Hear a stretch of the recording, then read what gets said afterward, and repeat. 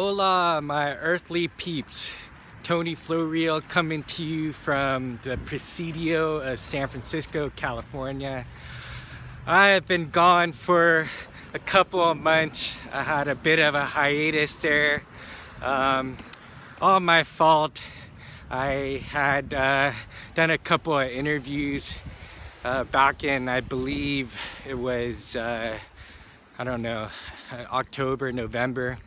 I lost track of time, but I know it's been at least a couple of months since I released the last episode of Floreel TV, episode 6.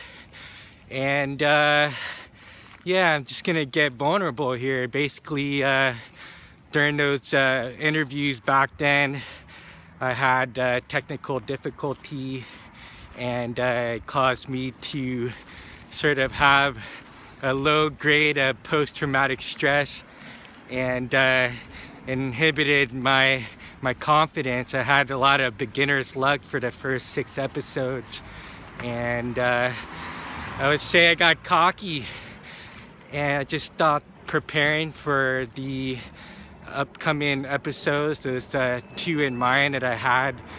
One of them is I'm going to be releasing here, and that's episode 7 with a wonderful lady performer, all around amazingness, and her name is Constanza, and she's an actress, singer, dancer, model. I don't think I've ever met anybody that does all of that at the same time. So but yeah, it was during her interview I felt really bad because I had technical difficulties, and battery failed on me. I thought I had enough memory on one of the cameras, and that failed on me. And fortunately, Constanza Palavecino, that's her full name, her artist name is just Constanza. She was super graceful. I mean, it just felt so bad because she's really busy. She's constantly rehearsing, constantly putting herself out there for acting gigs. She's practicing dancing, singing. Like I said, she's always rehearsing. So I felt bad that I didn't get the full episode, but we were able to salvage a few of these beautiful moments in the interview. So it's a short and sweet interview. It's only about 20 minutes, but I didn't want to let it go. She was super cool with that, and oh, it's starting to rain right now. But yeah, enjoy this episode with Constanza. She has some pretty cool things to say, including you know, how she got into originally like singing and acting. She always knew that she would be an actress, but it was almost by accident that she discovered singing. She was a closet singer, and as you'll see in this episode, she realized that she loved singing too. And her process of being an artist took her to from where she's from originally in Chile, and took her all the way to New York to learn about drama and you know, get the full musical music aspect of her repertoire. So from there, from New York, after spending a lot of time there, she went to LA, where she currently resides, and she's going to be releasing her first music single pretty soon. It's first week of January right now, January 6th.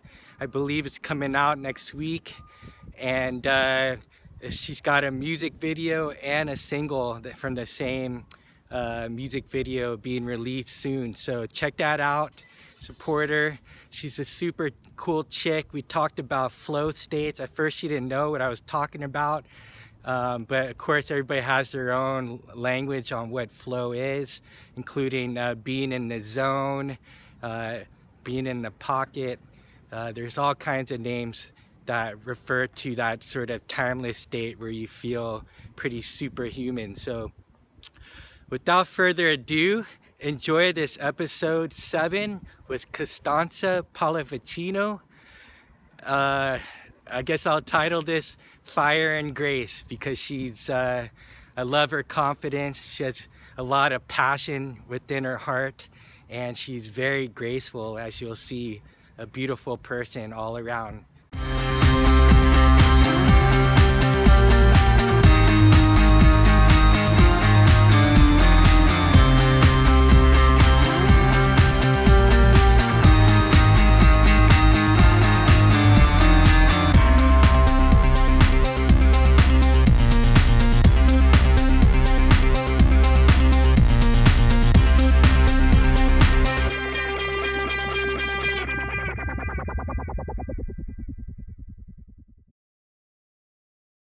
There you go. So this plan B, we gotta go for what's working. Yeah. What's flowing, huh? Improvise all the time. Yes. Exactly. That's what we do. All right. Okay, you ready? Yes. Okay. Hi everybody, this is Tony Flow Real and welcome to Flow Real TV. Actually, I gotta start all over because I don't even know your last name. Oh yeah, you're right. I know it's Palavecino. Palavecino. Yeah, Palavecino. it's complicated. If you want, I can say it. Well, I It's mean, totally it's fine. like Italian, right? Yes. Yeah, I can say Palavecino.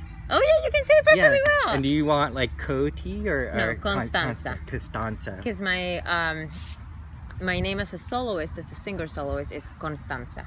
Yeah. So I don't want people associating me with Coti anymore. That's why I changed into social media and everything. I mean, my parents and my friends keep calling me Coti. That's fine. But like in the artistic world, my actress name is Constanza Palavecino, and as a singer soloist, I'm Constanza. So no more Okay, Coti. I love it. Yeah, so it's gonna be one word, Constanza.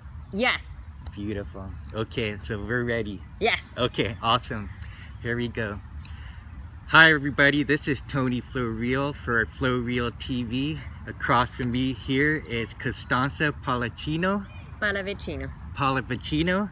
And actually, I want to do that right. I want to make sure I get that right. Sure. Palavecino. Yes. Okay. Palavecino. Palavecino. Okay. Yes. Excellent. Hi everybody, this is Tony Flow Real and welcome to Flow Real TV. Across from me is singer, actress, and model Constanza Palavecino. Yes. Beautiful, I got it. Yeah, you got it. Excellent. Beautiful. So we're here in Los Angeles, California. Constanza, you've been here since the beginning of the year, 2015. Yes, I just moved to LA. And so you came from LA from New York. But you're originally from Chile. Yes, I was born and raised in Chile. And then I moved to New York after I graduated from college in Chile. And I moved to New York. I was there for 5 years, and then I recently moved to LA. Wow. Oh, whew. Mosquitoes everywhere. Little bugs. So basically you've been an entertainer for like most of your life since you're a child. And kind of. I mean, professionally I started working right after high school. Okay. But ever since I was a kid, I've been involved in, like, you know, family stuff, college, I mean high school, performances and taking classes and everything. So. And you were saying earlier that you actually got involved with like filming and learning how to edit things back when there was VHS. Yes, the very old school 90s kind of way of recording. Whether it was like the music for something, or I was singing, you know, you had the 2 cassettes at that point, and then you would record from one to the other and attach the microphone to like the equipment. Super old school. And then just no like, apps. Absolutely no apps. And then if something was wrong, it was just like you just had to let it go, or you had to like restart all over again. It wasn't like the magic that it's nowadays, that you just can just like cut and copy and paste. And pretty amazing. So during that time you started singing and dancing and acting. Yes. and acting as a kid. Yes, I was in the theater company of my high school. Okay, got it. And so how did you fall into that? Like what sparked that whole passion for you to get involved with that? Like ever since I can remember, I've always wanted to be an actress and more like a performer. It wasn't until I was like 12 or 13 that I realized I could sing. And then at 15, I started taking voice lessons and had like my first presentation to the world. And it was like, the reaction was something that blew my mind. So I was like, oh wow, I guess I can touch people with this. And I didn't even realize that I had like that talent or ability so approachable to me or to others. So it was I think then when I was 15 that an uncle of mine died, and it was in the middle of the summer and there was no one to sing at his funeral. Wow. And my mom actually suggested, she was like, would you mind singing? At that point I had only sang in my room and shower, like no one had heard me ever. Really? As I was, you know, recording from cassette to cassette. That was like my experience with singing. And I was kind of nervous, and I was like, let me think about it. And they couldn't find anyone else, so I told her, okay, I'll sing. And I'll sing, meaning I'll sing a cappella in a church full of people, because there wasn't even an accompanist.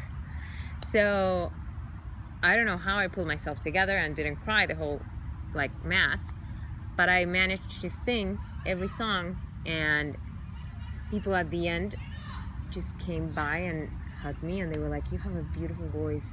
That was amazing. That really touched me. And I was like, oh my God, this is like my first approach to singing in public. And it was like such a motivating experience for me that I was like, okay, I think I love doing this. So you got the bug from that not litter bug, but yes, because until then I always knew I was going to be an actress. It wasn't like, oh, okay. And then I was like, oh my God, I think I can also be a singer.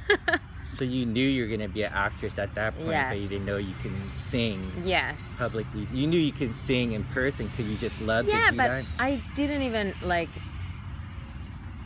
fully realize of what I was doing, or if I was even good or not. I was doing it because I thought it was fun, and I was like, oh, I like the Spice Girls, I'm gonna record, you know, yeah, hey, if you want to be my lover or something, you know. Yeah, exactly. Like, it was just playing.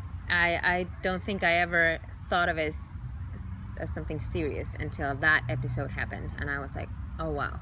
Did you rehearse before that? Kind of. I mean, I went to a Catholic school all my life, to an all-girls Catholic school. I'm not religious right now, but that was the way I was raised, at least. So even though I was never in the school choir for the church, I knew the songs, because like I've been listening to them since I was a kid. So I was like, if I have a book with the lyrics, I know them, you know. So that's what I did. I just grabbed the choir book, and I researched some songs, and I was like, okay, I know this one, and this one, and then I made the list for the mass. So what happened after that? Now that you knew that you can sing, you started getting some like lessons? Yes. After that, I joined voice lessons, and it was like a huge decision for me to figure out if I wanted to be an actress or a singer, because right now in Chile we're starting to have an approach to musical theater, but that is like very recent. So it's raw before we have no musical theater in Chile. I mean, until like a year or two ago, that just started, this movement started happening. But before that, it was like you have to decide whether you want to go to music school or to theater school, you know. And it was a huge decision. I was torn, because I was like, what should I do? And I decided to go to music school because I felt like I had a lot more to learn in the music area. And I'm a very mathematical person as well. So everyone, I mean, when I analyze music, it's super mathematical and I love it. So I was like, I think I'd be a better fit in music school. And I loved going to music school, but I learned there that there was also a part of me missing, because I'm a performer. I'm not only a singer or only an actress. Mosquito. So that's why after I finished music school in Chile, I was like, I need more. I need to express myself more. So I want to go abroad and study musical theater in New York, because I know I have the abilities to do this, even though we have no musical theater in Chile. So Like I've never even heard of Wicked or West Side Story until I arrived to New York. I was literally an alien in musical theater school in New York. Yes. Did that help to your advantage, like you're not knowing anything about that world and just stepping right into it without any perceived notions? I don't think so, because like I was actually, as you said, I was in disadvantage because a lot of these kids that I went to school with had been involved, grew up with the musical theater culture, so had been involved in production since they were kids, and they knew all about it. They knew all the musicals, all the style, everything. I knew I could sing, dance, and act, but I knew nothing about the genre. So it was like, for me, at that point, that I came from a music school where I learned Latin music, boleros, sambas, bossa novas, salsas, and jazz, and soul, and R&B, and all this like contemporary music. It was like, oh my God, what is this? I had to learn so many new things. So what I did, I kind of like closed myself to really learning that. So in those 2 years that I went to musical theater school in New York, I went to a conservatory where literally you would barely sleep. And that's what I did. Every second I had, I was researching, studying, reading plays, going to see musicals, listening to the old classics, which everyone knew from all their lives, and I had no idea they existed. Thank you. Wow. So it's just a complete immersion in something foreign for you. Yes. Wow. But I loved it as well because I loved the genre, and I also loved the fact that I could finally develop all the areas that I always wanted to. And I felt like in Chile, at that moment at least, I didn't have a chance because it was either music or either acting school, you know? And did you have English under your belt at that point? Yes, I had very good English because I started learning English when I was 6. Okay. But it definitely improved once I was in New York. And when I went to musical theater school, they told us to take mandatory classes to reduce our accents. So for international students, we had to take, depending on our level of English, 1 to 3 extra classes a week to reduce our accents and work on it.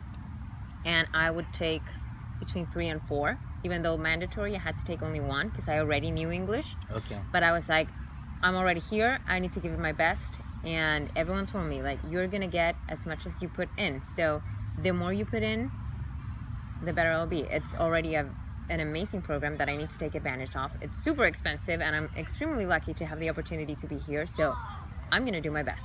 You took advantage of it. Yes, I took like almost every extra class possible.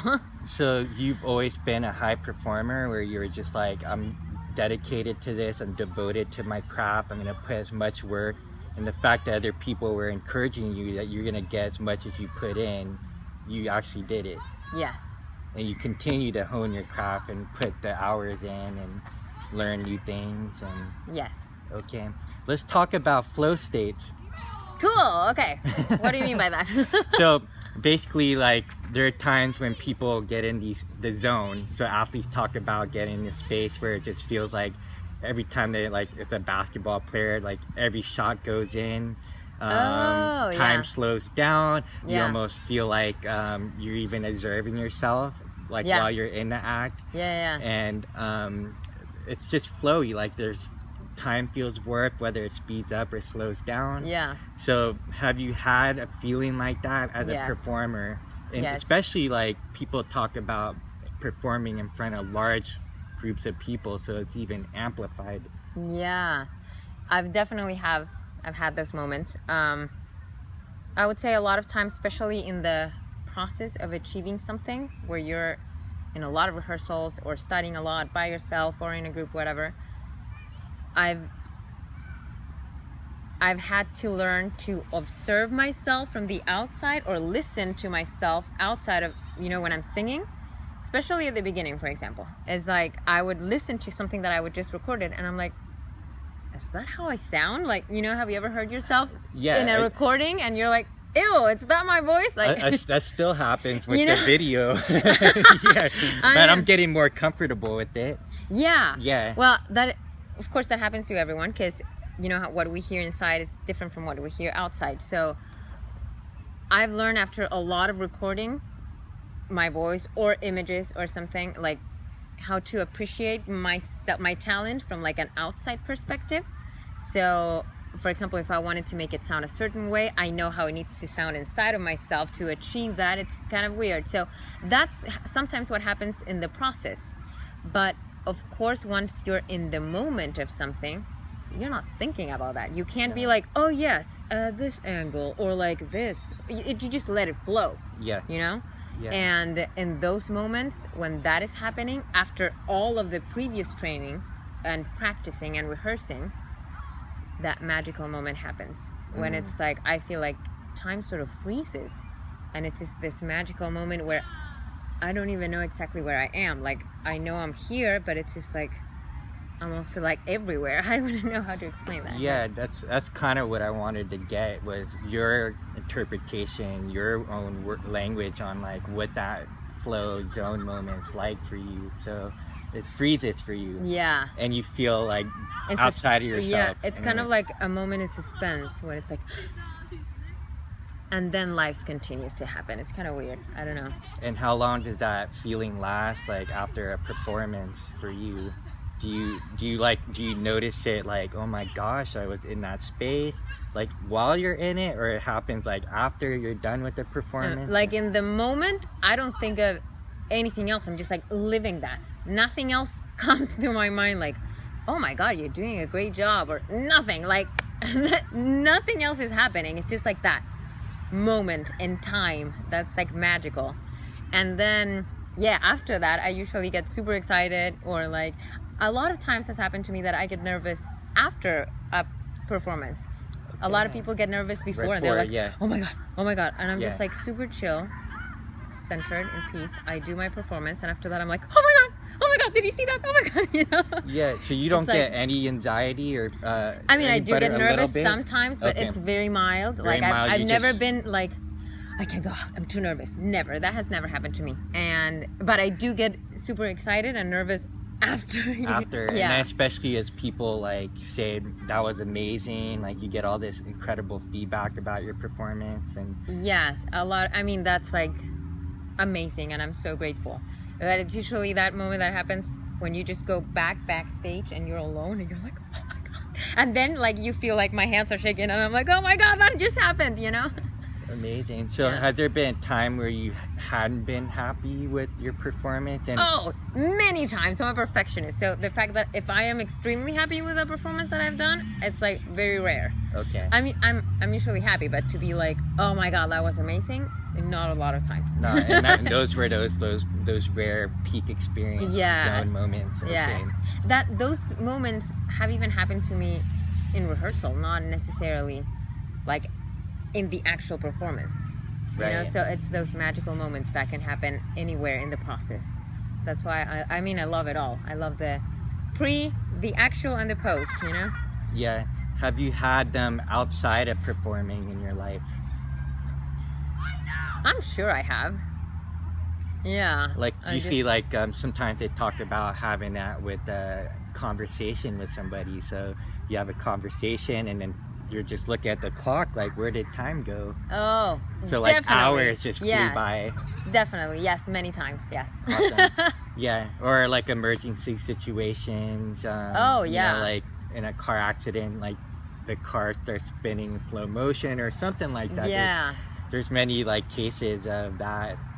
Anything comes up to in your mind of a moment like that? I mean, definitely a lot of interesting conversations that just last for hours. I don't know. I'm trying to think of moments. I remember when we first met, like we were talking about synchronicity. Oh yes, and perfect so, synchronicity. Yeah, so like you're in Chile, you go to New York, now LA, and jobs show up. And is that like a result of a special process that you have, or like a belief that you have, like how you end up meeting like the right like director or producer? You obviously you're putting all the work and going through many auditions, doing many rehearsals, but you find that these jobs or something lines up for you or tells you when you need to go to New York or when you need to go back to Chile. Or no, definitely I believe in perfect synchronicity, and I also believe in Sorry, that distracted me. And Oh, now sorry. I don't know what was I talking about? what were we talking about? So we're talking about like synchronicity and like, you know, the director. Oh, I remembered. Yeah. Okay. Yeah, so I believe in perfect synchronicity and also in signs. Yeah. So I do believe that the universe is constantly sending me signs of what I should do or where I should go. And it's not only me, everyone. It's just a matter of being aware enough to see them, you know, or feel them. Yeah, that's a sign. We were just talking about helicopters flying by when we're doing filming. Like LA and all the helicopters. LAPD. Yeah. So yeah, so you do pay attention. What would be an example of a sign for you from the universe? What do you notice that speaks to you about where to go, where to flow? So many. So many. Well, recently, actually, not only signs, but also things that sometimes I think, and then that happens. It's like I call them, you know? Like I was just thinking today, as I told you, I'm producing now my first single and music video, and I'm in charge of everything, literally. Yeah. So I'm talking to every expert in their area, but I'm supervising everything. And I was just thinking, oh my God, I would love to have that person with me, but I really can't afford to like fly another person here to LA to shoot the music video with me and pay them what they actually, you know, charge and everything. And then I was talking to the director, and he was like, let me talk to her, because I know she told me that she would love to work with you, so maybe we can arrange something out. She's gonna fly herself, and she's gonna charge me half of what she charges everyone. And I'm like, oh my God. I was just thinking of like, I would love to work with her, and now she is. And I was just like calling that. It was just like so amazing, a perfect sign. Yes. Yeah, so the moment you have this thought, it shows up. Yeah, it becomes a reality. Yeah. Amazing. And so there are other times that's happened? Like, is that a rare moment, or does that... No, that happens to me a lot, actually. I feel like, I don't know, I dream stuff, or I think of stuff, and then they just happen. Unfortunately, that concludes episode 7 with Constanza. Hopefully in the near future we'll have a full episode. Meanwhile, check out her website, constanzaofficial.com, for her new single, Feeling Like It's Hot.